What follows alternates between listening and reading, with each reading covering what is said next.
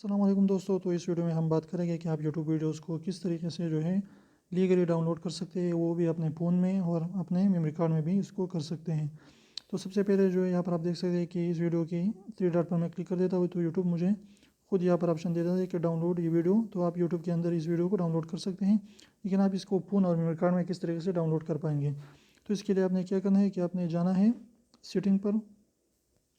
तो अपने मोबाइल की सेटिंग में आने के बाद यहाँ पर आप देख सकते हैं ऑप्शन कि यहाँ पर मौजूद है डाउनलोड का ऑप्शन। तो इसे डाउनलोड पर क्लिक करना है आपने। इसके बाद यहाँ पर आप देख सकते हैं कि यहाँ पर मौजूद है SD कार्ड।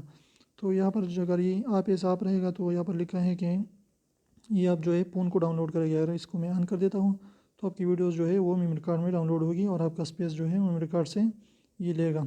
अगर इसको आप कर देता हो तो आपके फ़ोन में ये सारे के सारे वीडियोस डाउनलोड होगी और आपके फ़ोन की साइज़ जो है उसको वो कम करेगा। तो यहाँ पर ऑप्शन देख सकते हैं कि यहाँ पर जो है फ़ोन मेमोरी और यहाँ पर मेमोरी कार्ड की मेमोरी भी आपको शो करेगी कि ये कहाँ पर आपने डाउनलोड करना है।